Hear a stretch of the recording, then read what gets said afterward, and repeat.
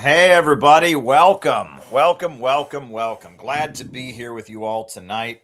We're going to have yet another great late night conversations. Let's go. Spoken of the American century.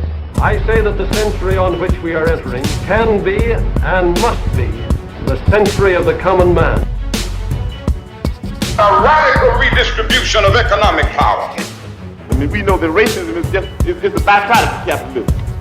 Everything would be all right if everything was put back in the hands of the people.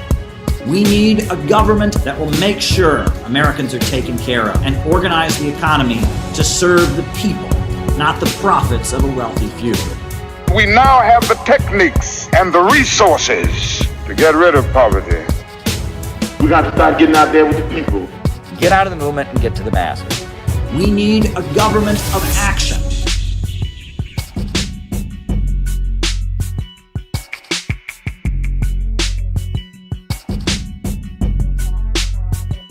Welcome. How's everybody doing? Good to see you all tonight. Yet another great late night conversation that we're going to have here. Finally feels like summer in New York City. It has taken long enough, and like last week it was kind of summer, and then it was cold all weekend, and now finally feels like summer. I had a long day today out in front of the United Nations, waiting to go on air and report on stuff, but I'm here in my apartment. And tomorrow morning, I'll just mention I am recording with Academic Agent. We are going to do an episode about my new book. If you haven't gotten a copy, go and order it now. Imperialism and Anti-Imperialism. And we're doing a whole episode with Academic Agent. I'm really, really excited about that. That's going to be a lot of fun. So I'm going to record that. I assume it'll probably air in the following days, like next week, something like that. So that's going to be very, very cool. Looking forward to that. But yeah, great things are happening tonight, folks. Great things are happening. And the world right now is in a bad state. And it's the will of the people to fight on, right? There's a Cornelius Cardew track that I really like. The will of the people to fight on in every possible way. Can't find that one. Some of the Cornelius Cardew music I can find online. Can't find that one. But anyway, we're going to have a normal late night conversation tonight. So first, I'll be doing my opening remarks. Then we'll do the roll call. And then I will answer your questions for the second half of the show. Now, there are 3 ways to send questions. There are actually now 4 ways to send questions. The best way to send a question is to go to buymeacoffee.com/Caleb Maupin. That's the best way to send your questions. We also do Rumble Rants. You can cash at me. And you can also super chat me now. We're doing super chats. This channel is monetized. I don't know how that happened, but yeah, we're monetized again. So you can send super chats. So if you got a super chat to talk to me about, that would be great. In terms of announcements, right? I've talked about it a little bit, but July and August are big months for CPI. In July, we are having 3 events. I'm going around the country in July. It sounds like a song. I am going around the country in July. I'm going around the country in July. Anyway, I'm going around the country in July. New York City, that's where I'm already at. July 2nd, we're having an event. Should be fun. July 18th in Minneapolis and July 11th in Los Angeles. It's Finish the American Revolution and the British Empire System and its wars. That's what we're doing. So if you are in New York, Minneapolis, or Los Angeles, get in touch. Obviously, we are not in a state of, doing things where we can have public events. We got Antifa and all that stuff, all that fun stuff. But if you get involved in CPI, we would love to meet you and get you involved in our activities. So we got that coming up. And then in August, we have our national 7-day training program. It's going to be awesome. From a Drop to an Ocean, national 7-day training program. From a drop to an ocean, one can join a movement. It's going to be a very, very awesome national workshop. And we really look forward to having you there with us. It's going to be really, really great. CPI members from around the country will be coming to Chicago. Last year, we had a blast. I don't know if you've seen any of the videos from last year. It was really, really tremendous what we did last year, and we're going to do it again. we're going to do it again. So, the Center for Political Innovation is our anti-imperialist organization. We are organizing in every corner of the country. We just had a great, weekly check-in call that we have every Wednesday at 9 p.m. And the folks out in LA are on fire, and the folks in Minneapolis are on fire, and the folks in Chicago are doing great work. And we're doing great work in every part of the country. It's just really, really tremendous what we've got going on. If you want to build a movement for a world without war and empire, a world without the nightmare of poverty amid plenty and wars to enforce the rule of Wall Street, join CPI. We are building that movement. Dare to struggle, dare to win.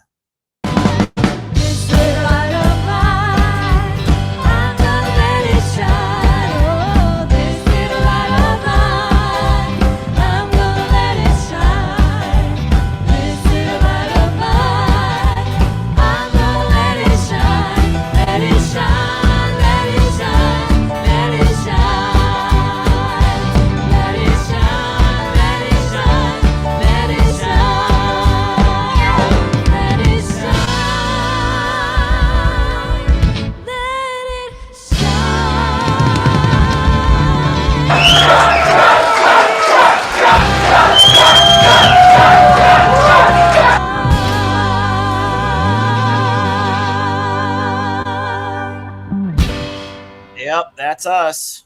Center for Political Innovation. That video shows some of the great work we've already done this year, protesting outside the jail where Maduro has been held and protesting this horrific, evil war against Iran. And, we've been doing great stuff. So if you want to build a movement, right, if you're tired of all the sickening news and you want to do something about it, join the Center for Political Innovation. Come meet us at our workshops we're having around the country this summer. Get involved, because that's the point. That's the point of this. This is not simply a form of internet entertainment. I urgently understand that we need a movement. We urgently need a movement. Only a movement is going to stop this, and that is why we are building a movement. The Center for Political Innovation is a movement, and we are building that movement. We are doing the best we can. And Fishopes says I'm doing a great job, and I appreciate that. I'm doing the best I can, and we should all be challenging ourselves to do the best we can to oppose imperialism. So, as I said before, we'll be following our normal format tonight. First, the opening remarks, followed by the roll call, and then I will answer people's questions. So if you got something you want to talk to me about the second half of the show, the best thing to do is go to buymeacoffee.com/Caleb Maupin. Rumble rants also work. You can cash at me, and super chats. We're monetized again, so you can super chat me as well. So, folks, all weekend, Donald Trump was saying, oh my God, I've got this amazing deal. We're going to have a deal. The war in Iran is going to end. It's going to be amazing. And there's no deal. There is no deal.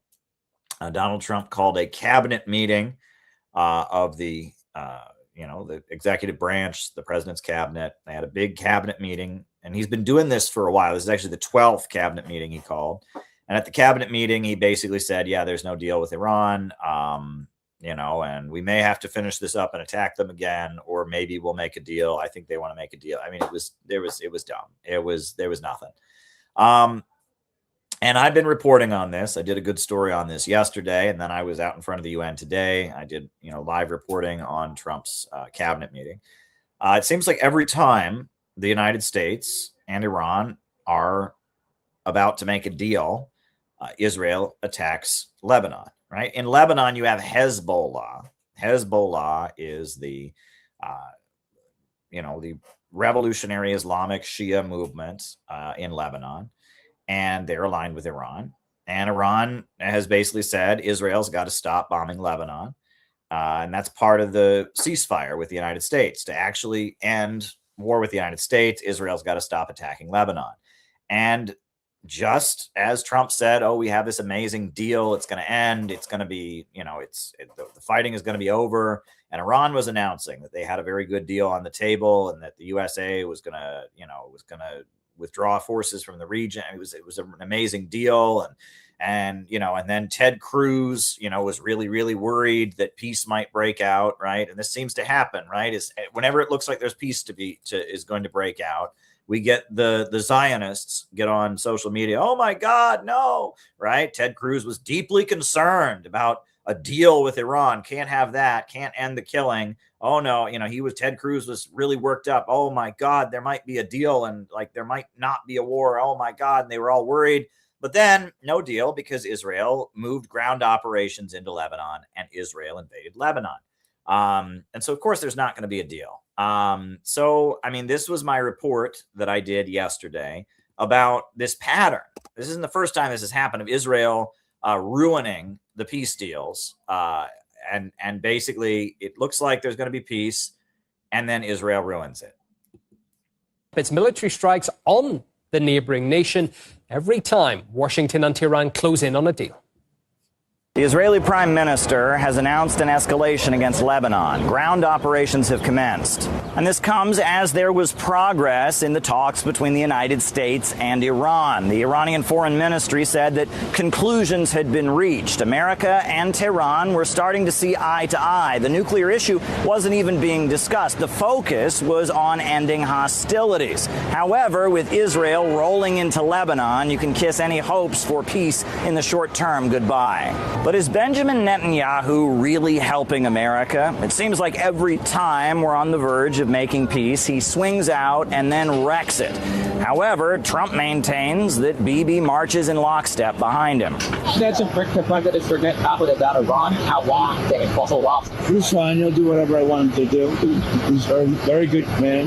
He'll do whatever I want him to do, and he's a great guy. To me, he's a great guy. Let's look over the record. Remember, back in 2025, it looked like an agreement between the U.S. and Iran was on the verge of being reached back then. We remain committed to a diplomatic resolution to the Iran nuclear issue. My entire administration has been directed to negotiate with Iran. They could be a great country, but they first must completely give up hopes of obtaining a nuclear weapon. And the very next day, Israel attacked Iran.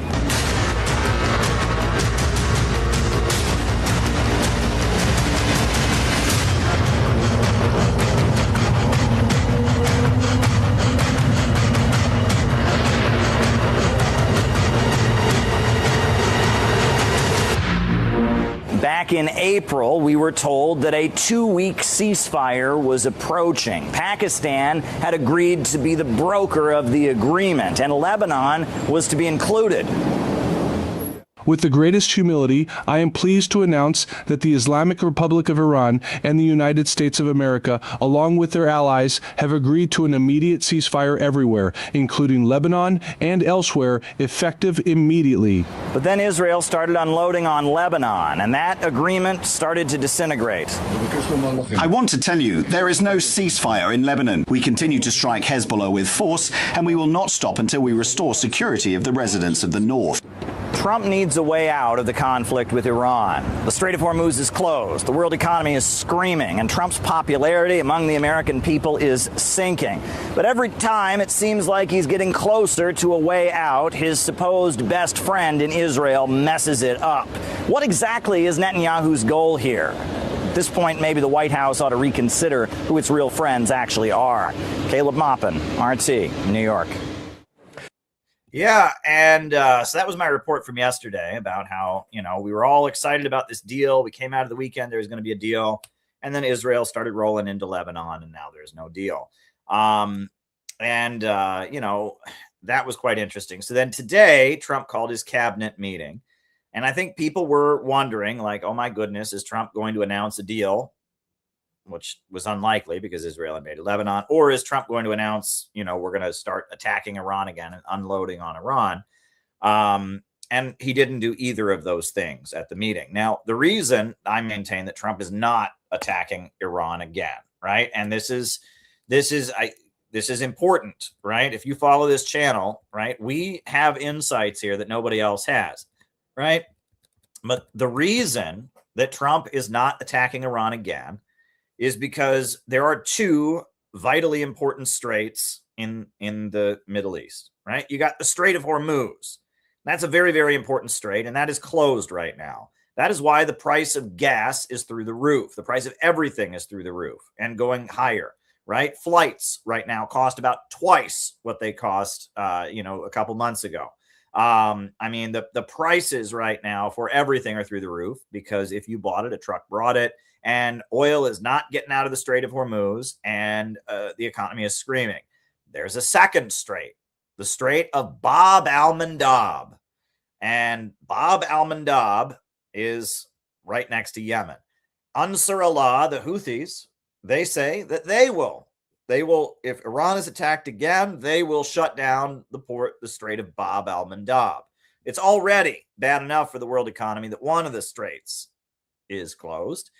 And if Iran is attacked again, they will close this strait again. And the Houthis have demonstrated they can bring America to its knees. When Trump fought them the first time, he moved the battleship into the region, and the Houthis started unloading on it, and Trump made a deal with the Houthis and got out of there.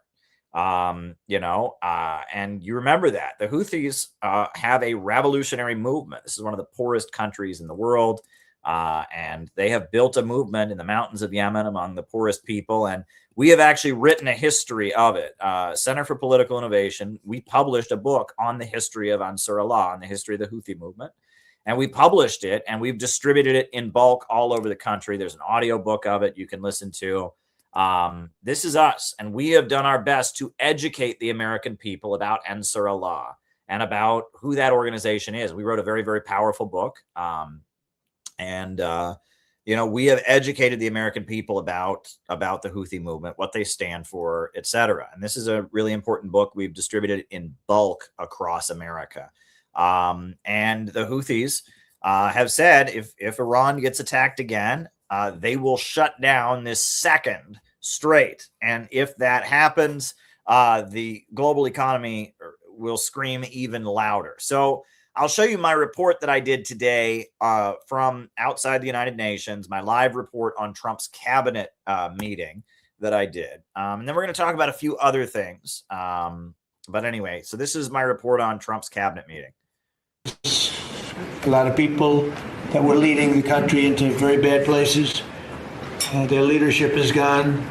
Their second rung leadership is gone. We're dealing with their third, half of their third, because half of their third is gone too.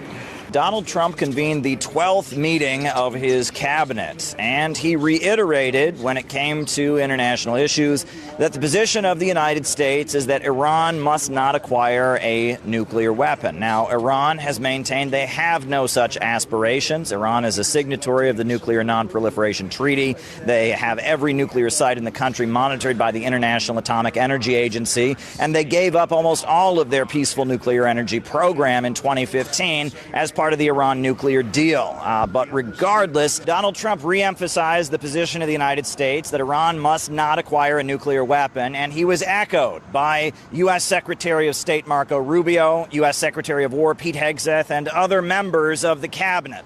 With Operation Epic Fury, our warriors are ensuring that the world's #1 state sponsor of terror never obtains a nuclear weapon. Iran's never going to have a nuclear weapon, and they will never have a nuclear weapon, and they most certainly will not have one. Iran cannot have a nuclear weapon. I'm doing that for the world. They will never get a nuclear weapon. They never have a nuclear weapon. Now, Donald Trump also called on Saudi Arabia, Qatar, and the United Arab Emirates to sign the Abraham Accords and recognize Israel diplomatically. Now, the United Arab Emirates already signed the Abraham Accords back in 2020.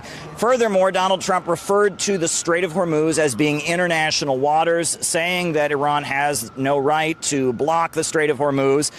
Then he went on to reflect on the oil markets and make some interesting statements. This is what he said regarding the oil markets, oil production in the United States, etc. So we're producing right now more oil by double than Russia and Saudi Arabia combined. There's never been anything like that. We don't need oil. We don't need the Strait. We don't need anything. But we have more oil now being produced by 2 times than Russia and Saudi Arabia combined.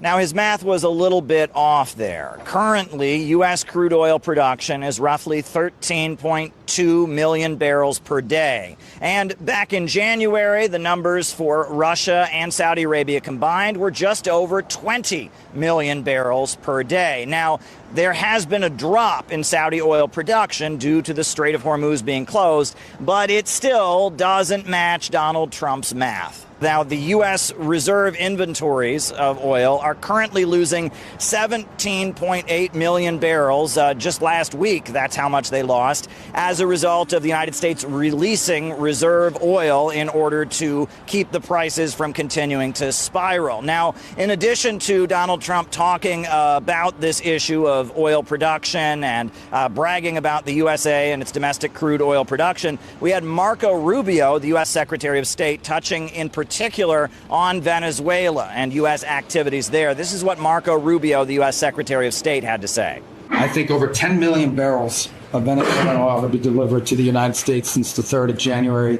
That industry is being professionalized for the first time ever. It's going to the benefit of the Venezuelan people. They are selling oil in the market at market rates. The money's going to an account in the United States, controlled and monitored by Treasury, audited by KPMG, and it's for the first time ever the money's not being stolen. It's going to the benefit of the Venezuelan people. As we heard from Marco Rubio, roughly 10 million barrels of Venezuelan oil has been imported to the United States. Now, if you, again, do the math, it's not really that much. Over 172 million barrels of oil have been released from the U.S. reserves since the crisis regarding Iran began, and that is to prevent prices of oil from blowing up and completely wrecking the economy as the Strait of Hormuz is closed. So that 10 million barrels of oil from Venezuela isn't really making a huge difference at this time. Many were wondering if Donald Trump would be announcing an all-out attack, another wave of attacking Iran, but it doesn't seem that that kind of announcement has been made. For the moment, Donald Trump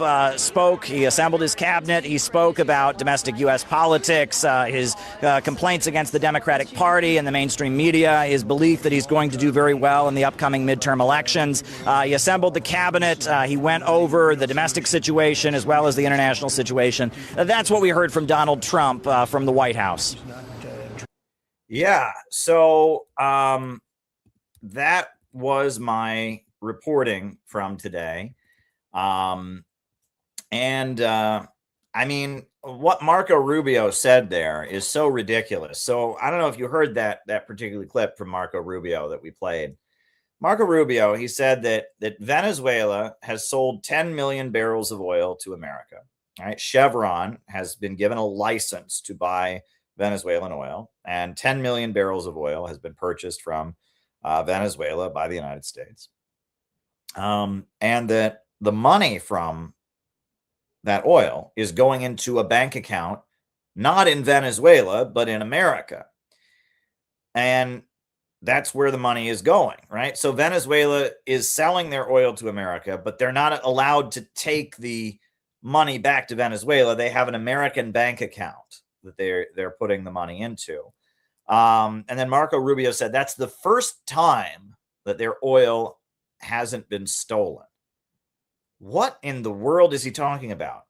Right? The whole history of the Venezuelan Bolivarian Revolution has been them nationalizing their oil, putting the oil revenue back into their economy.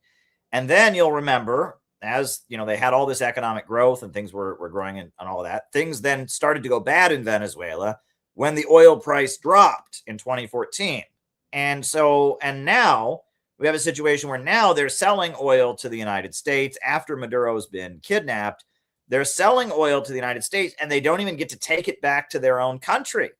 They have to do it, and the bank account that they're putting the money in is in America. How in the world is that the money not being stolen? Like, I mean, it's just so ridiculous. Marco Rubio just gets up and says things that are not true at all. He claims, for example, that Cuba is not being blocked from importing oil. That is absolutely a lie. The sanctions on Cuba are very extreme. There's a blockade, and the United States basically has a policy that if you do business with America, you can't do business with Cuba.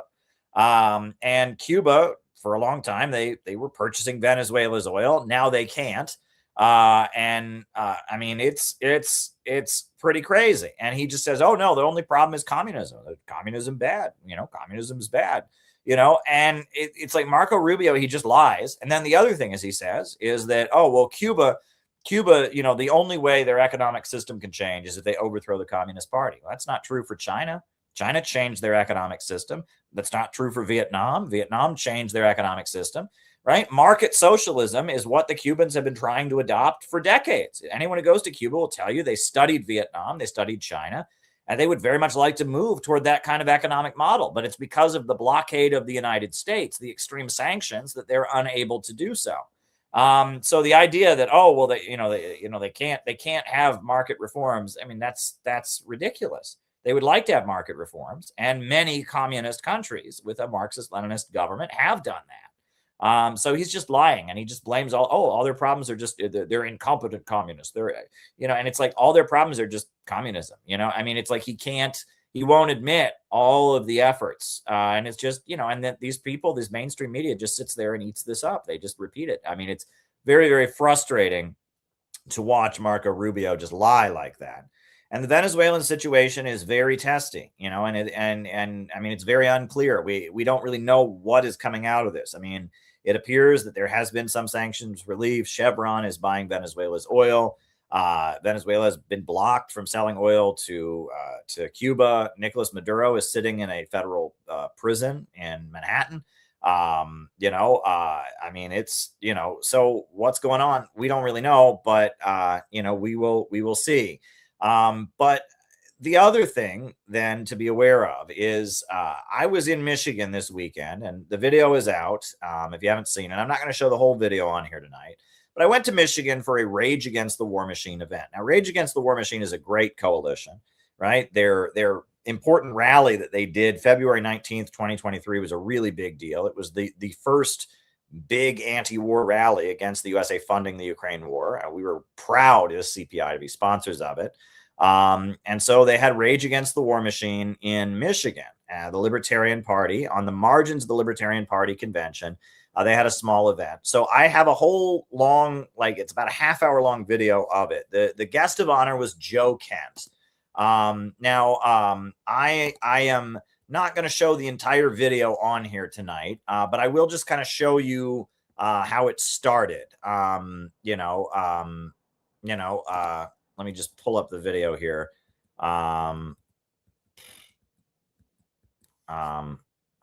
Okay.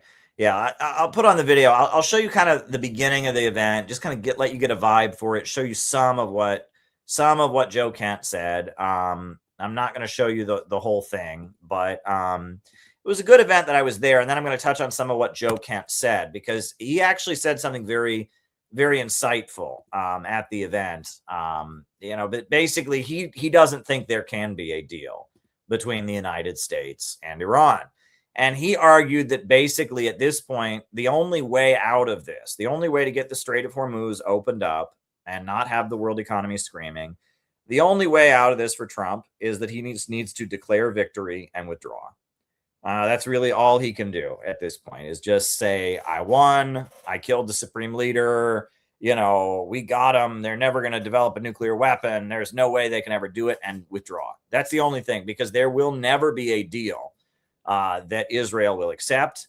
And there's never going to be a deal even that America will accept, right? Iran is never going to put in writing that they're not allowed to support the Houthis in Yemen. They're never going to put in writing that they're not allowed to support Hezbollah in Lebanon. They're not going to do that. Their revolution is based on standing with the oppressed, right? So they view it as their job to support the Palestinians, to support the people of Lebanon, to support the people of Yemen. And any deal that the USA would make with Iran would include Iran agreeing to things they will never agree to. And the only kind of deal the USA would accept from Iran would be a deal that would include basically Iran giving up its influence and power in the region. So really the only way out of this for Trump is Trump just has to, just be Trump and get up in front of his audience and say, I got them. Oh, they surrendered. They're never going to get a nuclear bomb. I got them, and pull back. That's really all that has to happen. There's no other way out for the United States, or for the United States, from this war. And that came across in Joe Kent's speech. He put that forward. I'm just going to show you the beginning of Joe Kent's speech and just what the event was like. Here we go.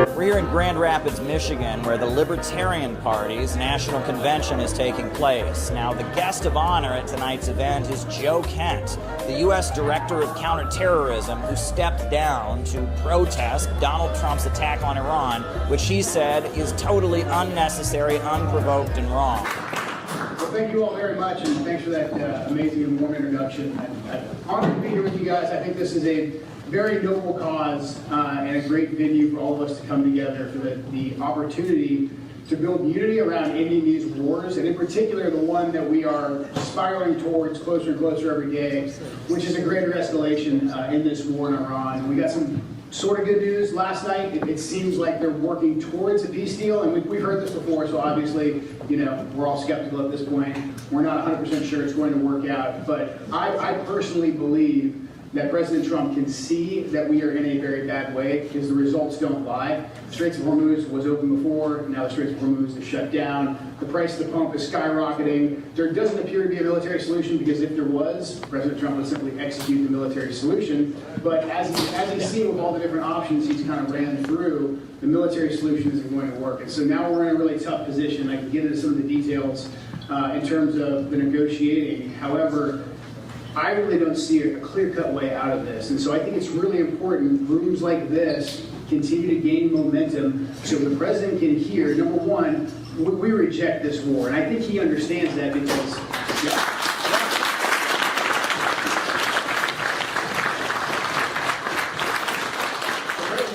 basically won his way into the White House with a very anti-war message. And although it wasn't perfect in the first administration, he did keep us out of new wars. He made attempts to get our troops out of the Middle East. And so for him to make the mistakes that he's made to get us into this situation, I think he knows he needs a way out. And so the way that we build momentum and let him know that we want him to get out of this war, and as a matter of fact, we really don't care too much on the details. At this point, he can say that he's won. He does it pretty much every time he talks about the Iran war. So I think as long as he knows, the vast majority of us say, right on, Mr. President, you took out their military, you killed a bunch of their leaders, bring our guys home, let's reset from there. Because all of the other options that we have just have us spiral further into this war. And that's a big reason why I had to step away and resign. Number one, I morally couldn't stand by the war. I fought in the war on terror for most of my adult life. I did 11 combat. Anyhow, you can watch the rest of his speech. It's all here on the YouTube channel. You can watch the rest of his speech. But, there is really no way out for Trump other than that. I mean, I really think the possibility of a deal is very unlikely. We keep hearing these great things about a deal, and all the deals sound way too good to be true. And then Israel attacks Lebanon again, and it's not happening. And I think that Joe Kent is probably right that my belief, and we're going to show you, I obviously think that Iran is a bastion, a stronghold of anti-imperialism, that the Islamic Revolution of Iran brought many great victories for the people. I mean, people in Iran, many people in the countryside wouldn't have running water and electricity if it was not for the Islamic Revolution. But thinking about it from the perspective of somebody in the administration, right? How do you get out of this? You just withdraw, right? That's the only way out. I think Joe Kent is right about that. I did want to show, so we had an event in New York City, right? A couple months ago, there was a No Kings rally in New York City that didn't mention the war in Iran. So we had a great CPI activity. We blocked the parade and we blocked the march, which was a great thing that we did, blocking the No Kings parade. And thank you to everyone who was there. Thank you to Gabby and Briggy and Noah and Paul and Phil. And we just had a whole team, Jessica and Eric. And we blocked the march. It was really amazing. Irving and Mahir. It was really a great thing that we did in solidarity with Iran. We rained on the Democrats parade and we blocked the march. Then afterwards, we had a reception, a nautical banquet. And at that reception, I gave remarks about the war in Iran from an anti-imperialist perspective. So I'm going to put those on briefly. We got a couple more things we're going to talk about tonight. We're not going to go, it's not going to be like really late tonight, but I got a couple things. But this is what I put on. This is how I explained the Islamic Revolution of Iran at our nautical banquet in New York City. One of the countries that broke out of Western domination during the 20th century and did so in order that they could build, one of those countries is Iran. The Islamic Republic of Iran emerged as a result of an anti-colonial revolution. The Shah of Iran was a dictator backed by the United States who was keeping the country poor. And Iran has a huge amount of oil resources, and the oil workers went on strike, and pretty soon everyone in the country was in the streets, and in 1979 they had the Islamic Revolution of Iran. And Khomeini, who was a Shia Muslim cleric, became the leader of the Islamic Revolution. And his slogan, as he said, neither East nor West, Islamic Republic, not capitalism, but Islam, was the slogan that he established the Islamic Republic on. He said, Islam is a religion of the oppressed and those who have been plundered by imperialism. And he said, no one should be homeless in this country. He promised to bring running water and electricity to all of Iran, and he did it. He brought running water and electricity to all of Iran. At this point, Iran is a country that does not have any part of the country without electricity. And they've got running water in the country, they've electrified, they've wiped out illiteracy. The government heavily subsidizes food. They use the oil profits to heavily subsidize food. One of the biggest achievements of the Islamic Revolution was in terms of healthcare. The construction jihad. So after the Islamic Revolution of Iran, when Khomeini took power, Iraq invaded Iran with the support of the United States. And during that war, Khomeini got on television and called for what he called a construction jihad. And it was kind of similar to what Stalin had done with the 5-year plans, mobilize the country to go out and build. And during that time, they built 17,000 rural healthcare clinics, 17,000 healthcare clinics in rural areas where people had never seen a doctor before in their lives, 17,000. And I believe, here, your grandfather was one of the doctors who was employed there, right? So there you go. Yeah, I mean, there's proof of it right here in this room. The infant mortality rate in Iran prior to the 1979 Islamic Revolution was 200 deaths per 1,000 live births. Today in Iran, it is 7 deaths per 1,000 live births. Now that is a really, really dramatic improvement in terms of infant mortality. And Iran sits at the center of a political and religious movement all throughout the region. Iran, its leaders and its government sponsors Hezbollah in Lebanon. They sponsor the Houthis in Yemen. They sponsor Shia militias in Iraq. After the USA invaded Iraq, Iraq is divided between Sunnis and Shias. And a lot of the Sunnis that were linked to Saudi Arabia, linked to ISIS and groups like that, believe that it is their duty to kill Shia Muslims. So Shia Muslims have formed armed militias and self-defense groups to protect themselves. Iran funds those militias. In Bahrain, there is a king, an autocratic dictator who's imposed on the country of Bahrain. He's not elected. The majority of the people of Bahrain are Shia Muslims, but the king is a Sunni and appointed by Saudi Arabia. They host U.S. military bases. And in Bahrain, there's a democracy movement that wants this king to be toppled. And they want democracy in Bahrain, and they're funded and supported by Iran. And this is actually the logo of Hezbollah, right? This is their logo. And it's very similar to the official logo of the Houthi movement in Yemen. And it's interesting. So the hand represents God, right? The gun represents the right to armed self-defense. And then there's a shaft of wheat here, and that stands for economic development. And that's actually their official symbol.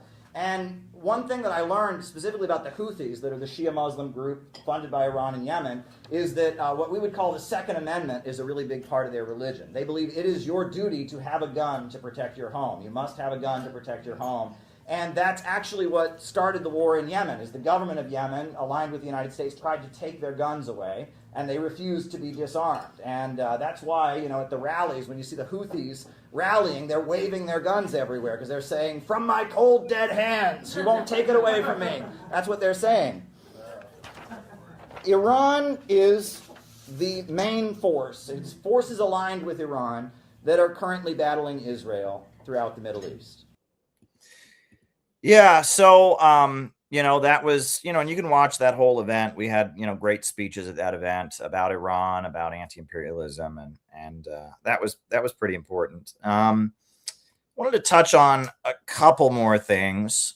Just, kind of, this isn't, I'm not making some big epic speech tonight. We're just kind of talking about a couple things. Couple nights ago, last Friday, almost a week ago, not a full week ago, last Friday, we had a slideshow on this YouTube channel about Tulsi Gabbard. Tulsi Gabbard gave her resignation as intelligence director, and Tulsi Gabbard is someone who's very important to this channel. She's very important to this YouTube channel. I mean, there's no, no way around that. And we did a slideshow that's now, cut as a standalone video. Tulsi Gabbard steps down. What does this mean? That was like a shot heard around the world. So that night there were about 200 people watching live as it went down. Thousands and thousands of people watched it afterwards. And then the video, I posted the video on Sunday on YouTube when I was in Michigan, but I posted it from my hotel room and it premiered. And the video, I mean, it continues to get lots of views, and I have gotten contacted by some important people. Let me just put it that way. Some important people reached out to me about the video because they liked it and they thought it was actually very insightful. And I've got some phone calls lined up with some very important people. I did not think that this slideshow was going to create the splash that it did, but I'm glad. I'm glad I got the conversation going, because I actually, as much as Tulsi Gabbard is not where I'm at, she is very, very good. It's so good that somebody like Tulsi Gabbard was in the government at all. And, and I think that she is one of the people in the government who is doing her best to try and do good things. And I think she's been forced out. And I don't think it's simply about her husband's health. I'll be honest. I think it's related to the war in Iran. I think that, she's being politically smart. She's not turning into Trump's enemy. She's not, becoming an enemy of the Trump administration.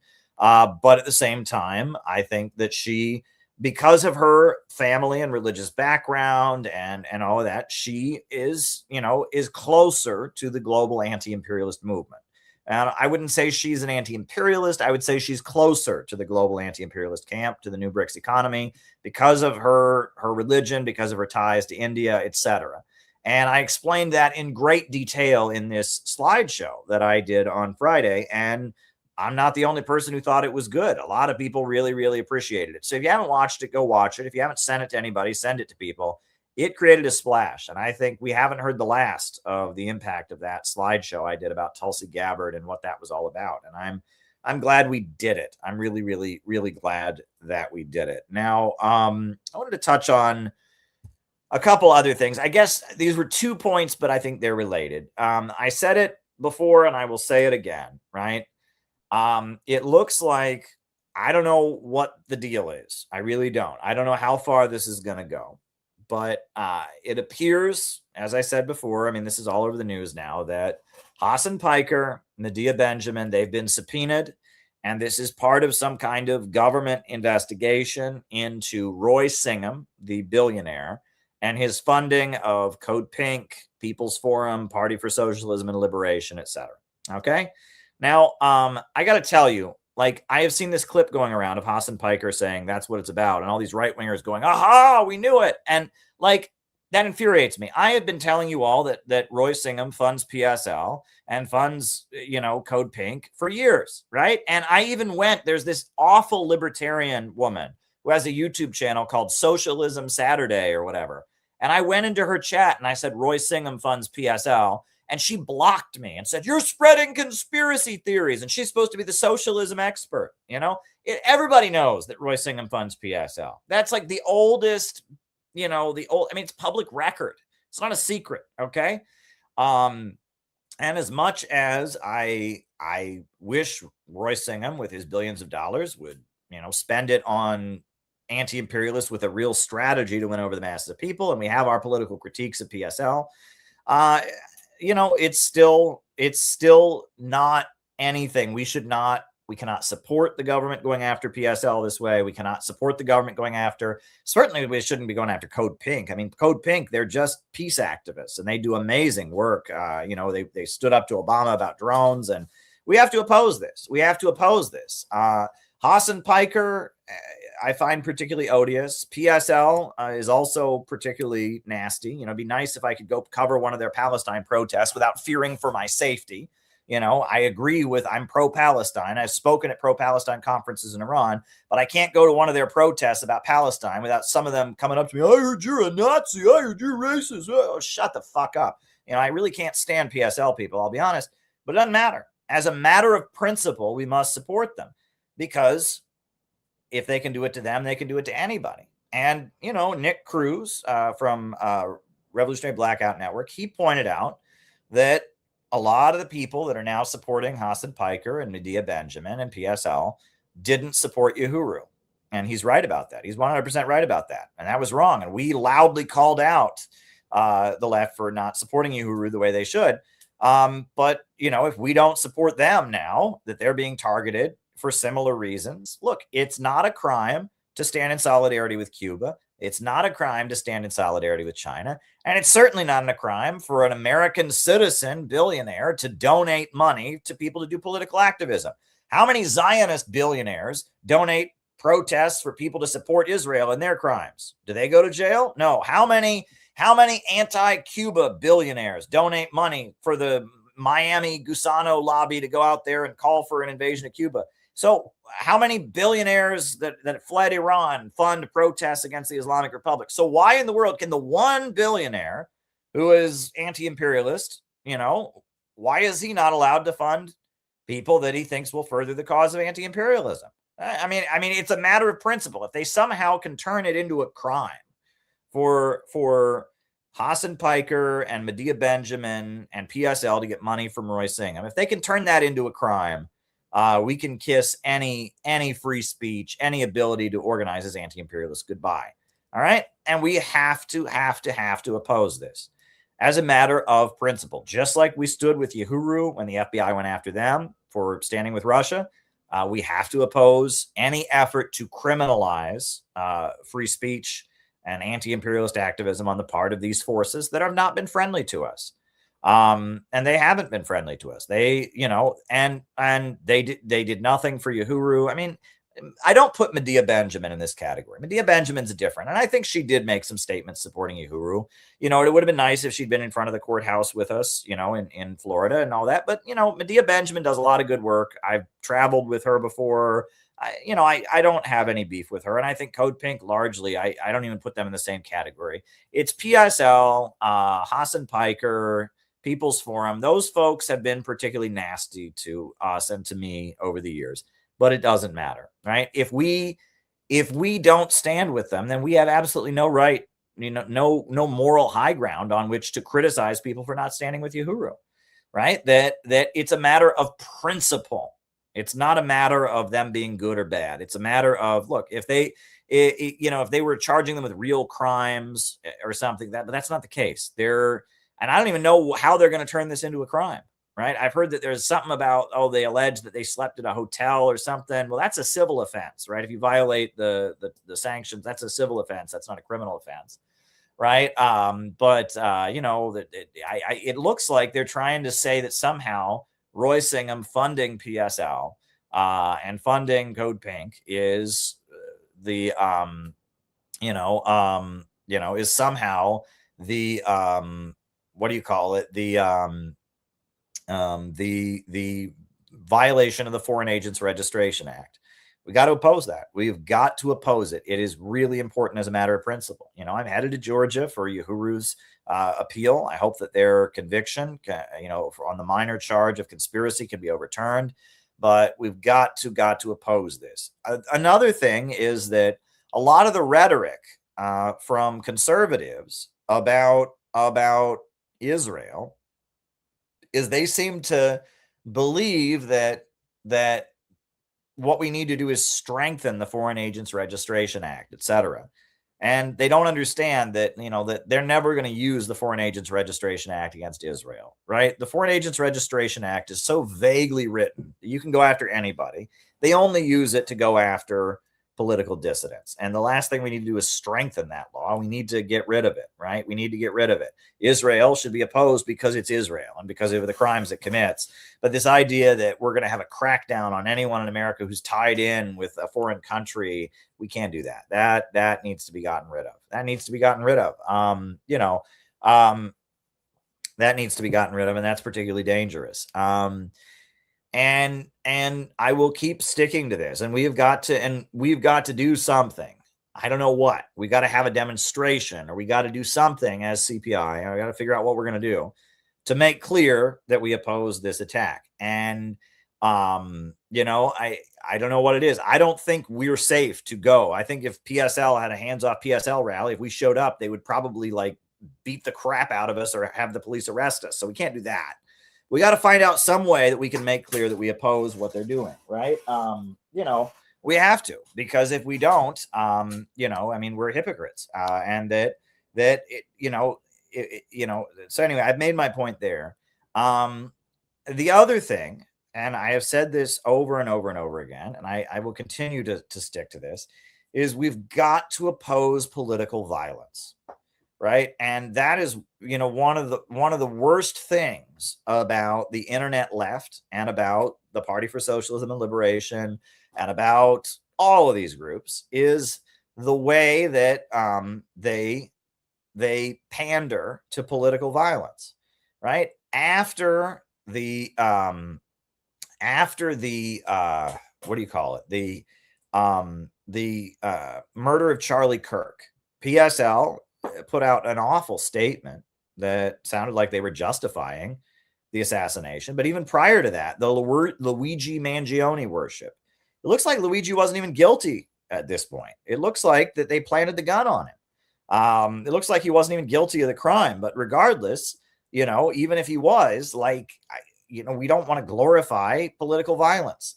We need a mass movement right now. We need people to come together and organize and build a mass movement. And political violence, escalating to a political violence situation where people get murdered, that will completely destroy any mass movement. And it will. And what is frustrating to me is just because it's trendy, just because it's cool, people forget basics, right? Individual terror, assassinations, bombings, these are bad things. And Lenin wrote about this and said, that's not what we need. And Stalin wrote about this. Trotsky wrote about this. They all denounced the strategy of individual terror. But everyone on the internet forgot about it because the algorithm said it was cool. Well, generally when there's political violence, mainstream media doesn't highlight it. Because they know that the people trying to carry it out usually want to get attention for what they're doing. Yes, Fred Hampton strongly opposed it. We can show that clip on here, right? That a strategy of individual terror and left adventurism, they call it, that leads to the revolutionary movement being isolated. That leads to the state cracking down on dissent. That leads to people being afraid, to be politically active and having to organize underground.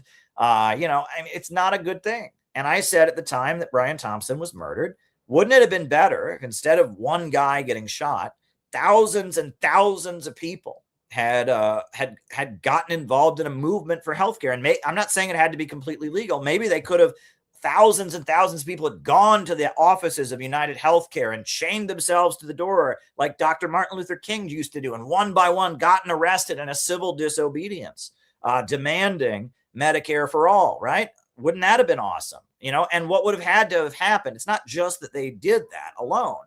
It's that in the process of doing that, those people would have gotten to know each other and they would have learned to work together, and people from different political groups would have been involved, groups that maybe disagreed, and people that were maybe very moderate and weren't anti-imperialist would have worked with people that are anti-imperialist. And out of that, we would have gotten a movement and we would be much better off.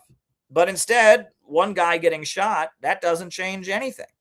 And the very same voices that treated the Medicare for All marches and the Force the Vote campaign that Jimmy Dore proposed, they treated it like it was a crime against humanity. How dare you?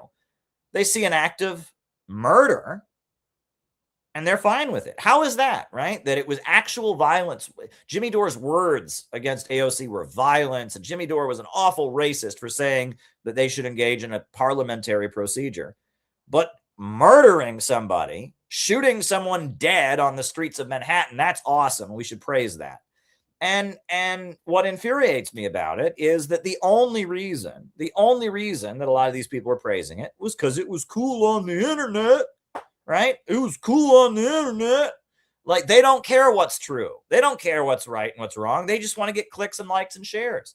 And who do you think controls the algorithm? You think it's controlled by socialist revolution and the anti-imperialists? You think it's controlled by people that want to do good? No, Satan controls the algorithm. The enemy controls the algorithm. And they rigged the algorithm to make Luigi Mangione into a hero because they want a confusing mass episode of political violence. They want an American years of lead to make sure we don't have a real mass movement. That's why, right? And you know, so when Satan tells you to celebrate something, you should do a double take and think, geez, should I promote this? Sure. You know, I mean, and it's just like, and all these people who should know better, all these people that, oh, I know more about Karl Marx than anybody. I know more about Lenin than anybody. You never read what he wrote about individual terror. It just fell out the back of their heads because they wanted to be cool on the internet. And it's disgraceful. Absolutely disgraceful. Right? And and then we saw the murder of Charlie Kirk, and that was a disaster. That was an absolute disaster. The murder of Charlie Kirk, where somebody got killed and half the internet of leftists started saying, oh yeah, we hate him. We disagreed with him, so he deserved to die, and celebrated it. And then the other half of the internet of conservatives got traumatized by watching the videos of all these leftists supporting it and thought, oh my God, these people want to kill me. They want to kill me and my wife and kids. And the establishment was sitting up there and laughing their heads off, right? Laughing their heads off because, well, now the Americans who are losing their jobs and losing their schools and homes, instead of fighting about whether or not we should have a government that actually works for us and whether or not we should be funding these wars around the world and whether or not we should be going to war for Israel with Iran, instead, we're fighting about whether or not Charlie Kirk deserved to die. We're fighting about transgender. We're fighting about, about I don't know what. We're fighting about, women's sports. We're fighting about pornography on the internet. And it's just like, it's brilliant, right? The ruling elite know what they're doing. I wrote a book, The Danger of an American Years of Lead. And that is the strategy for quelling and controlling dissent right now. And they did it with Operation Gladio in Italy. And they're doing it right now, right? And CPI, we are the only people who have who've spoken up and said this is controlled. This is not good, and that that we need to oppose this. And our message is very unique, but it's really important. And and that. I don't understand how these people think you're going to change the world by echoing what everyone else says. Like, generally changing the world means you don't follow the crowd, you think, right? And that's what we're constantly trying to do in CPI is wake people up and get people to think. So I did want to just since we're at it, since we're talking about Hassan Piker and we're talking about all of this stuff and the danger of political violence, right? I did want to just show this video. This is a classic. Last year, we had a workshop in Minneapolis, and Antifa found out about it, and we had a great time with Antifa. This is our workshop in 2025 in Minneapolis. The woke disruptors. This was epic. We went out to Minneapolis to do just kind of a routine small workshop that we do in a number of cities. We've done them before, where we get together, have some classes, get to know different members, different friends. Anyhow, we get out there and we see all these crazy signs posted up all over the neighborhood. Let's not alert the membership as of yet, right? Because they want a reaction. If they see they're getting a reaction, that'll embolden them, right? We'll just be extra careful with security at the door. But honestly, I don't think we should not do the event. No, I think we should do it. I guess we'll just proceed with our meeting as usual. Okay, so the first thing is that the break time is the most important, right? The break time when we're actually talking to people. is the most important time, right? Actually, when I'm speaking and all that, it's not that important. What's important is when we're talking with the people. On Saturday morning, our main concern was the lack of heat. The Airbnb had not turned the heat on, and it was record low temperatures. It was a very, very cold night, so we're inside the house, and we're figuring we can't really start the workshop until the heat comes on. So then we see them outside. Burger King! Burger King! Burger King! Burger King! Burger King! It is 8:30 in the morning. And it's like 20 below zero. We're gonna wake up the whole neighborhood. Yeah. Everyone's in the neighborhood's gonna hate them. The house across the street looks abandoned or dilapidated. I don't think they're worried about fascism. They're worried about putting food on the table. We're worried about getting the heat turned on. Yes, It's a little cold here. The heat hasn't been turned on in our Airbnb. And these guys start preemptively gloating that nobody is showing up. No, we expected you like turning the attendees away. This is amazing. It seems like no one is coming. Wow. Not knowing that we literally don't have heat, and we're not gonna start the thing without heat. It was actually like a solid hour after they left before we got the heat, and then we had people start coming. Well, actually, I take that back. There was one gentleman they did get to try to intimidate out of attending, a disabled gentleman, which, you know, that's cool. They shouted at him, "Don't go in there, they'll rape you." He attended though. He was not scared of them.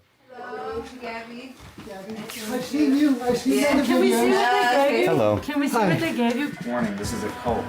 Press TV. Oh, wow. It's Dugan. Press TV. Oh, man. Linda LaRouche. And your name's on here, too. Really? Yeah.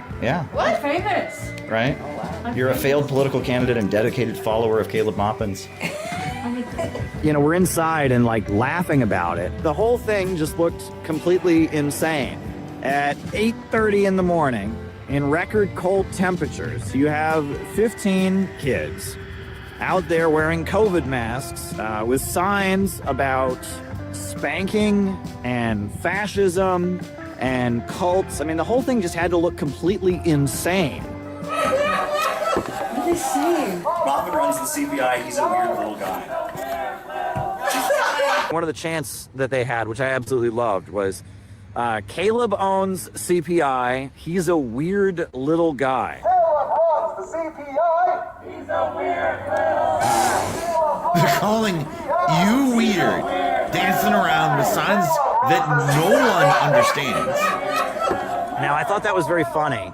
And by the way, don't you find some of their stuff to just be plain weird? At one point, Peter Coffin walked out among the protesters. I immediately thought of the scene in The Wizard of Oz where Dorothy wakes up and she's walking among the munchkins. Come out, wherever you are. Because they were all like really short in comparison to him. And it made me think that the guy on the bullhorn or one of the people that had thought of that chant, they must have been called a weird little guy at some point in their life. You're so out of touch. You think CPUSA would be a viable force to put together a picket like this? It's amazing. They were on the bullhorn talking about communist inside baseball. Colt, I mean, you started in the RCP, so it's used to Colt. Gospels were a joke even to Trots. No, we're trying to show you we care enough to tell you guys what's going on here. We want you guys to get out of the cult. We're trying to show you we care enough. No, we're trying to show you we care enough to tell you guys what's going on here. We want you guys to get out of the cult. We are gonna have some fun with them, but we don't want to be too mean to them because there's a lot of people in this organization around the country, and I'm not going to violate anyone's private business, but more than a handful of people that have joined CPI, they've told me why they joined CPI. And they said, Caleb, you know, I was in these communist circles, I was in my 20s, and I was using drugs. I rock bottomed. You know, I screwed up, I did something wrong, and, you know, I had to go into recovery. And I realized that if I was going to get over my addiction, I couldn't keep thinking in the pessimistic, dark, hopeless way that seems to accompany communist politics in America. I had to be optimistic. And I suddenly started hearing you, and you were the only communist I could stand to listen to anymore. You were the only one that was putting out a hopeful, optimistic message that wasn't tearing people down, that wasn't preaching resentment. I believe there were people out there that are in that same category. Do you know what I honestly believe deep in my soul? I believe that there were people out there today that will eventually join CPI. Let me just put it this way.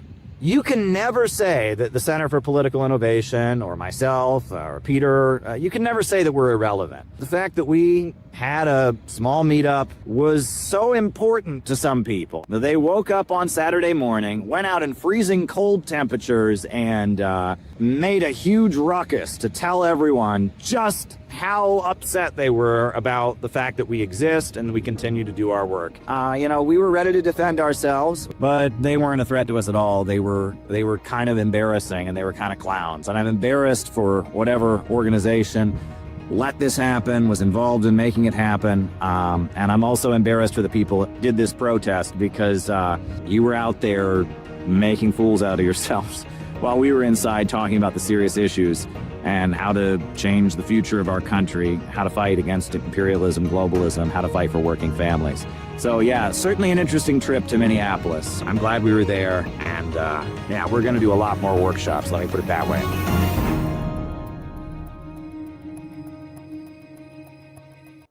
Yep. That was our trip to Minneapolis, and I'm headed back to Minneapolis pretty soon. So we'll see if they figure out where we are and have a little silly rally outside this time or not. I don't know if they will, but we'll see. You'd think they have bigger things to worry about in Minneapolis, like ICE, like I don't even support ICE. I'm in favor of civil liberties. I don't think ICE should be breaking down people's doors without warrants. You'd think that they could go sign someone who supports ICE and protest their house or something. But I guess, I'm bad on the internet, so protest me. But anyway, we're building a real movement, folks. We're doing great stuff. The Center for Political Innovation is marching ahead, and you should become a member. But anyhow, let's do the roll call. Names and locations. I will call you all out as I see you. Names and locations. Who is with us tonight? Names and locations. Who is with us? Names and locations. Who is with us?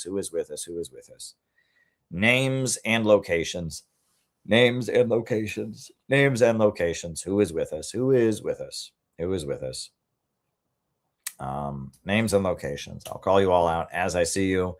Then I'll answer people's questions. And then I'm calling it a night because I got to get up in the morning. We got Cameron. Good to see you, Cameron.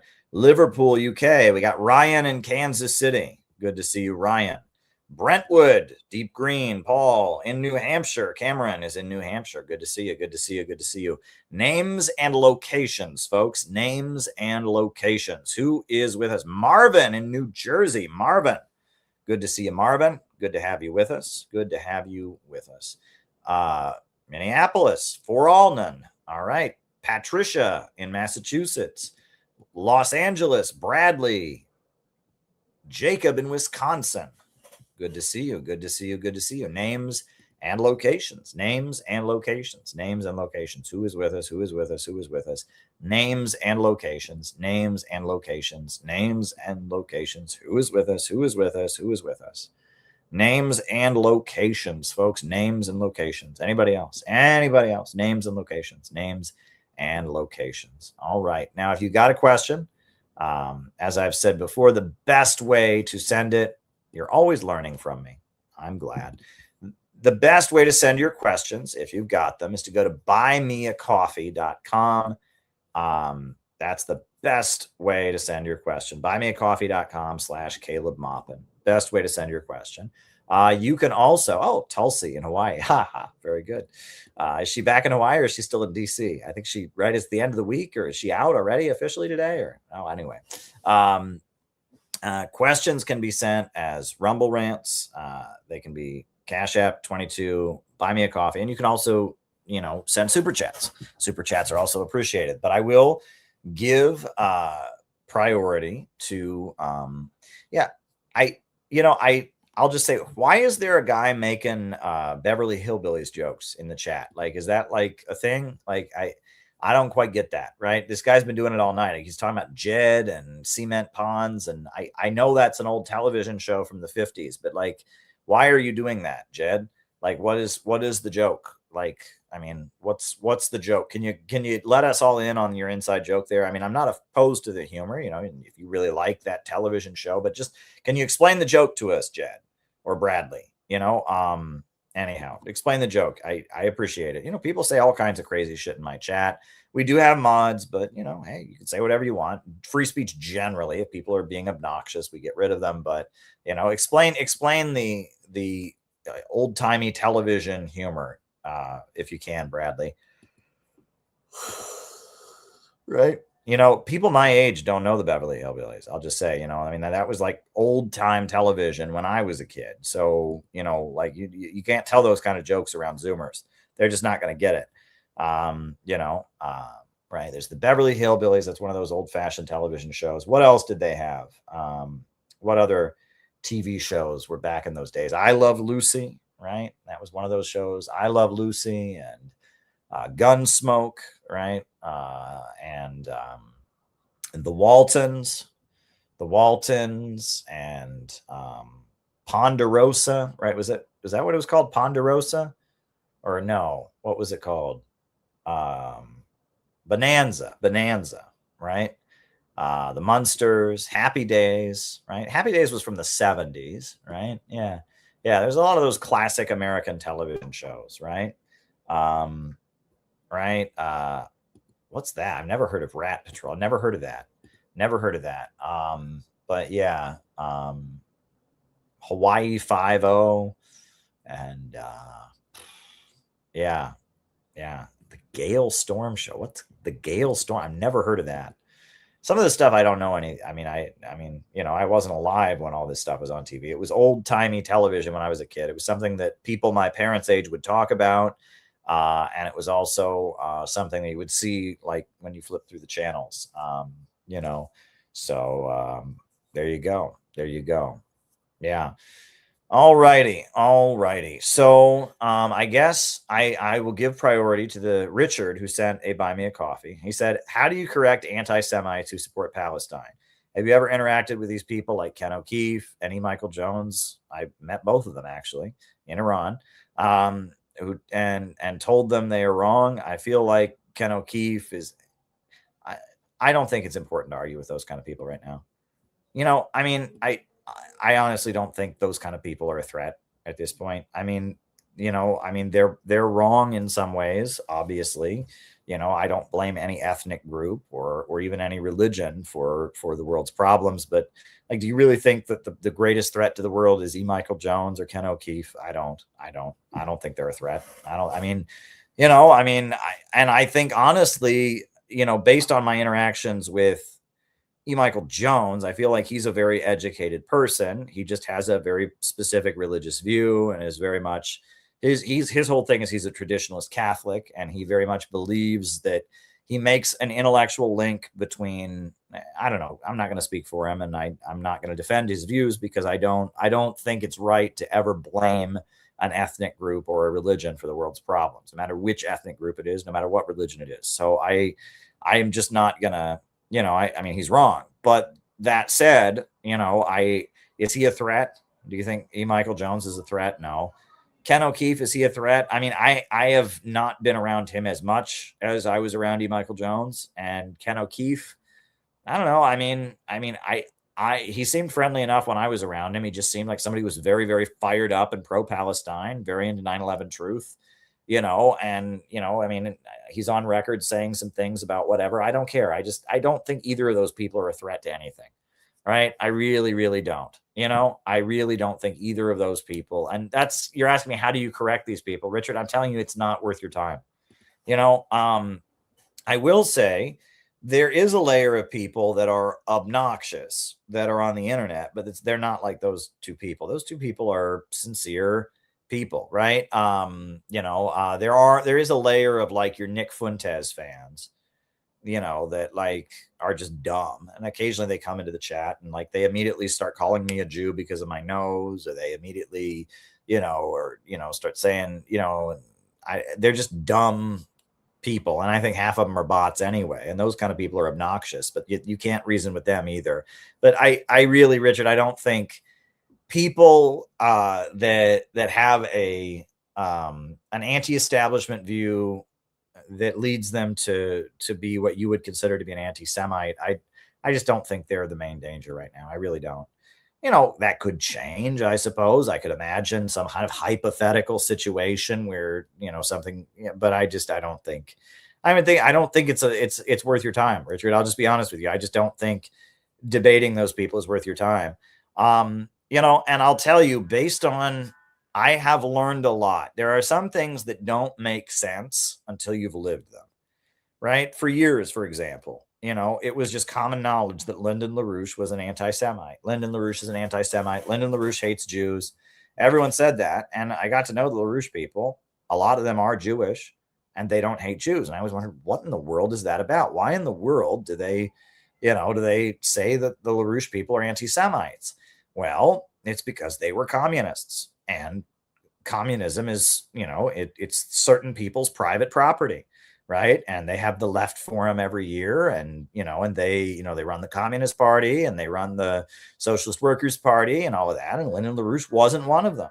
And they were all tailing after Malthusianism because they wanted that Rockefeller money. And Lyndon LaRouche believed in growth and economic growth, and he understood economics enough to say no. And so they immediately labeled him an anti-Semite, and I'm not an anti-Semite, but, around 2015, I spoke at a conference in Iran, and then Haaretz ran a hit piece on me. And then all of a sudden, all the communists were saying that I was an anti-Semite, and I'm just telling you that, there's some nasty stuff that goes on.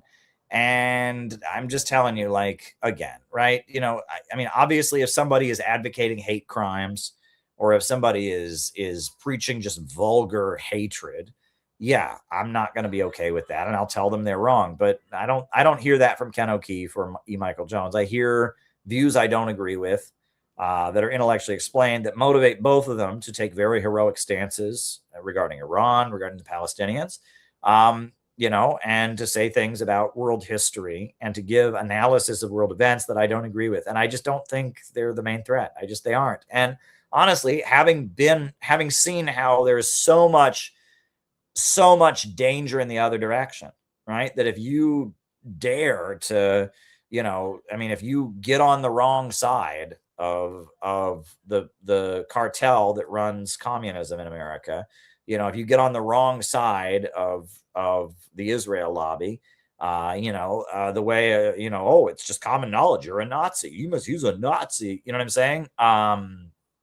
If that seeing how far the other extreme goes makes me think that, like, arguing with those people is just not a productive thing to do. And I you may disagree, Richard. I feel like if you're online arguing with these people a lot, you're just going to get frustrated, because unfortunately I've learned people don't learn anything on the internet. And it's true. Some people do, but they have to learn it themselves. But no one ever learns anything from an internet argument. The real way, if you really want to change people that think that way, plug them into an organization, get them involved in real anti-imperialist work, and through practice, they will learn that you can't judge people based on their race or their religion. And they'll understand that this is an economic system, and they'll be part of a movement, the struggle. That's how people learn. It's through the struggle, right? Mao Zedong, he says that knowledge comes from correct practical experience. That's what I would say. If someone's already pro-Palestine and already wants to support the Palestinians, and, maybe they have analysis that's shallow or shoddy or bigoted about why, get them involved in the struggle to support the Palestinians, get them involved in building an anti-imperialist movement. And I think that they'll come to see that they shouldn't judge people based on their race or religion, right? They'll have to work with other people. It's funny. I'll put this video on. This is the puppets video. And this is a video. It's funny. It starts out, I'm quoting a Jewish communist, but this is a video I did about, this was a speech I gave it's just a clip that from remarks I gave at a CPI conference a couple years ago, talking about some of the wisdom of Sam Marcy. Wisdom that was passed down to me. We can be critical of different figures, but Sam Marcy, an important leader of communism in the post-war years, he would often talk about how at the anti-war protests, that happened during the 1960s, where you'd have hundreds of thousands of people marching against the Vietnam War. There'd be these beautiful puppets that they would build. They'd have puppets of, Richard Nixon with his money or whatever. They'd have puppets of the heroic Vietnamese people fighting for their liberation. These beautiful puppets. That there were whole communities of people, and they weren't members of any communist group, but they were against the Vietnam War and had a general leftist, anti-imperialist view. And they made it their mission that when there was a big anti-war rally, they would come together and they would make these beautiful works of art as their contribution to opposing the war in Vietnam. And there were whole communities that built these puppets. It was their project, their way of being creative, of building community and coming together. And there were couples who met each other through the process of making those puppets. And a couple of years later, they were there making the puppets with their little kids that they had just had. And there were whole communities of people, and they made it their mission. This is something that we can do. Imperialism is the enemy of humanity. The Vietnam War is horrible. And this is something we can do. We have a 9-to-5 job, we have a regular life, but this is something that we can do. And we can do it together, and we can bond, and that's beautiful. And what Sam Morrissey would tell his followers is that that community that built those puppets, that's 1,000 times more valuable than some kid who thinks he's Lenin. You know what I'm saying? A community like that has longevity. People are doing that their whole life, and they're taking on a contribution. And that if you've been doing this as long as I have, which is, not that long, relatively speaking, but you realize that there are some people who come around and they see that they don't get the immediate result that they want. They see that they don't, they don't fulfill their dictator fantasy that they have. They see that they see that this isn't exactly the way they want to resolve their parental issues or whatever. And then they go away after a year. They go away after a year. For a year, they know more than everybody. No one knows anything better. They can debate everybody, but they're gone. For those people who came together to build the puppets and build community around it and learn to work together, they keep going. And generation after generation, year after year, they build those puppets. And that is what we need to build with the Center for Political Innovation. We need a network of people who are committed to opposing imperialism, who learn to trust each other and rely on each other and carry out operations, build some beautiful puppets, some beautiful artwork, put on beautiful conferences, and keep this movement alive. That is what we need to build. We need a network of people who love each other and trust each other and can work together and can serve the purpose of representing the anti-imperialist movement in America. That is what we need, and that is what I want us to build with the Center for Political Innovation. Yes. Yeah. So, yeah, the struggle changes people. And that there are some things that you have to learn through struggle, right? And that, I mean, some things are only taught through correct practical experience. And that, historically in America, the cure for racism has been the picket line. When people come together and organize together, they see their common interest and it breaks down the barriers between them. And, if somebody gets involved in activism and they're involved in building a movement to stand in solidarity with countries that are struggling against imperialism and to oppose the Zionists, they're going to have to work with Jewish people, right? Because there are a lot of Jewish people that are involved in that. And they're going to see, oh, these people are like me. Maybe they're from a different background. Maybe they have a different experience, a different culture, but they oppose imperialism. I oppose imperialism. And even though we might have a different approach to things and all of that, we can work together and that can bring people together. The struggle is what unites people. So on that note, I guess we'll start doing super chats. And then there's some Rumble rants. We'll do the Rumble rants. And after that, we can be done. Garland is in the chat. He says, congratulations, Caleb. Thanks, Garland. Hey, you're awesome. It was great to go on your channel last week. And, I know you had a family situation. You weren't able to come to be there at the Rage Against the War Machine rally, but you were there in spirit and everyone there loves you. And it's always great to check in with you. And you're a great broadcaster and a great anti-imperialist. It's just an honor to know you, Garland. Thank you for coming to CPI events and giving so many great talks and being a good friend, a good organizer. My hat off to you, Garland Nixon.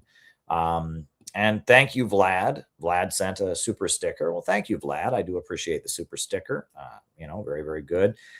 Even our boy Thomas Massey is confused unfairly. Yeah, we refrained from saying that because we didn't want to look like we were, the defeat of Thomas Massey was a really big blow to everyone who opposes Israel's crimes. So if we had come out and said that, before the election or right afterwards, that wouldn't have been helpful. But yeah, a lot of what he's been saying, this idea that somehow what we need is more FARA-like legislation. No, we don't.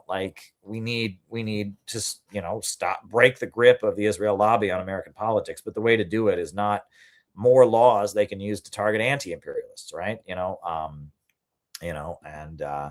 it's a problem. And the Foreign Agents Registration Act is a threat against anyone who wants peace, and that the idea that the power structure of America is going to use it against Israel, that's just not going to happen, right? So, yeah, there you go.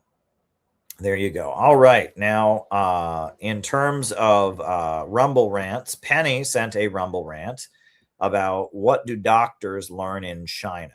So we will start downloading that, and we'll put on Penny's Rumble rant. And then her video about what do doctors, and then after that, I will answer the other video from there's another super chat from Hempcar or Rumble rant from Hempcar, and I'll answer that, and then we'll probably be done, right? We gotta be done. This is a shorter one because we started later, but yeah. Just downloading the YouTube links. It says this video is not available for download. And then, of course, the site that I usually use to download is not coming up. So, all right, we'll do this site. Oh, can we get it here? What do doctors learn in China? Yeah, okay, very good. Very good. All right, we got the video. Doctors China learn. All right, we'll put it on my desktop, and then we'll upload it into the program. What do doctors learn in China? This is Penny's video. Doctors China learn. We took a look at what the bed volumes here are. China wants to grow the practice of critical care here, and it is astounding the speed in which that has happened. We could not move that fast. We could not coordinate everything the way it is done here. That's one of the advantages, quite honestly, of the Chinese system in a variety of ways. It is much easier for you to form around an idea and a vision and move that forward as a group. And I think that's one of the strengths of Chinese medicine, quite honestly. What I've noticed with the interactions with West China Hospital is you can say that we have differences in the way we practice medicine and some of the cultural differences in the expectations. But when you get right down to it, we're doing the same thing. We want to help our patients. We look and we place them as our primary focus. And in that, we're very similar.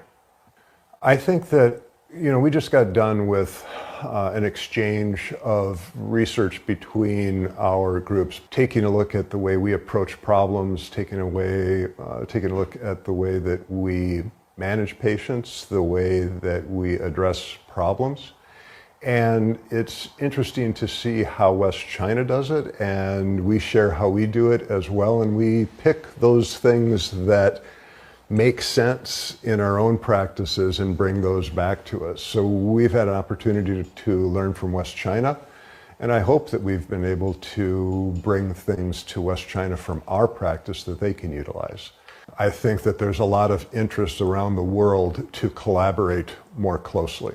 We know that the more information, the more people we have working towards a common goal, the more likely and more rapidly we will achieve what we want to achieve. So I think that, the ability to collaborate across countries is challenging, but getting, if you have willing partners, if we take a look at how West China has interacted with the Mayo Clinic, we have now, the collaborations are across 7 specialties. We've had multiple visiting clinicians, over 30 visiting clinicians. We've sent people here to spend time understanding the system that West China uses, and that information is brought back. And that goes back to the history of the Mayo Clinic. We realized that we needed to understand how things were done across the world. So we have a long history of interacting across the globe. And sometimes we validate our practice, sometimes we see things that we need to do differently, and it's all in an effort to improve.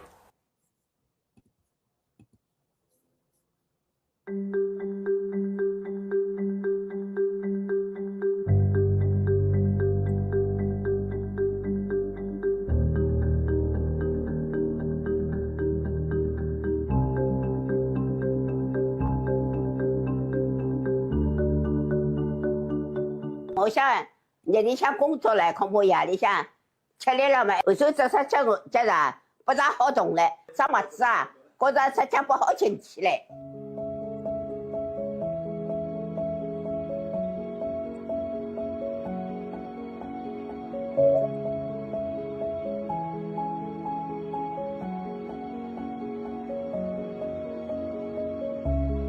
如果不做手术，你这3个月面临的就是尿路感染、褥疮、肺部感染、心脏心梗，有30%到50%的一个死亡率。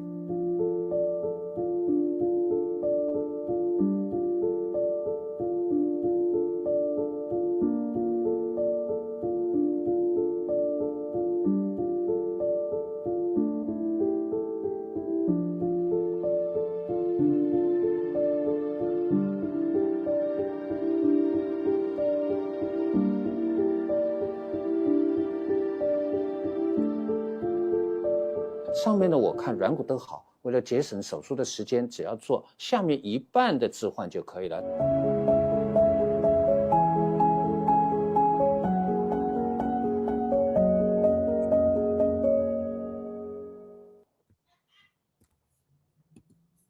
All right. Very good. And then Hempcar said, it seems people are just pro-Venezuela when Trump is against them. Where were these people when Kevin Zeese and Margaret Flowers occupied the embassy? Yeah, well, I mean, that embassy protector thing was a very heroic action. The Gray Zone, you know, Max Blumenthal and others were involved in. It was a very heroic thing, very admirable, you know. And at the time, CPI didn't exist. We had Students and Youth for a New America, but that was kind of a small group, and you know, we I don't know. Anyway, we could have been involved in that, honestly, but we had some people, you know, that were running, you know, our relations with Venezuela that were kind of incompetent, and that's a whole nother story. But you know, I agree with you. Look, that for a while it was trendy to support Venezuela. When in like 2007, before the oil price dropped, when Hugo Chavez was calling Bush the devil and all of that, every leftist supported Venezuela back then. Then, you know, Amy Goodman was supporting Venezuela, Noam Chomsky, and it was just, you know, Hugo Chavez was against Bush and was a socialist, and it was just trendy. And there were a lot of people that supported Venezuela and praised its weaknesses as strengths. You know, it was like, oh, Venezuela is not evil like Cuba. It's not evil like Russia and China. It's democratic socialism. There's a layer of these people that, and this happens with a lot of like leftist countries, right? Like Nicaragua had a similar thing. You get these kind of social democrats who will run to that country and support it while trying to contrast it to all the anti-imperialist states. And this is the role that Trotskyites often play. The Fourth International, they would build up Cuba while demonizing Russia, while demonizing China, while demonizing North Korea, but then Cuba was good, right? You know, and then it was like, when what was good about Cuba was it wasn't like those bad countries, right? Muddying the waters, kind of like that. And that's how it was with Venezuela. You had a lot of people like the International Socialist Organization and Noam Chomsky that were praising Venezuela, but not any other anti-imperialist country. And then when Hugo Chavez died and then the oil prices dropped in 2014, they all turned against Venezuela at the same time. Obama was president and they had a transition in their leadership. And then all of a sudden, Venezuela was no good. And now there's a lot of people that are supporting Venezuela because they see Trump as setting dangerous precedents, right? Because in a lot of ways, what Trump did by kidnapping Maduro, that's such a big violation of international norms. A lot of countries are against that. They view it as like a blatantly colonial action. You can't kidnap a head of state. Heads of state have diplomatic immunity. You can't just kidnap a head of state. Well, now you can. So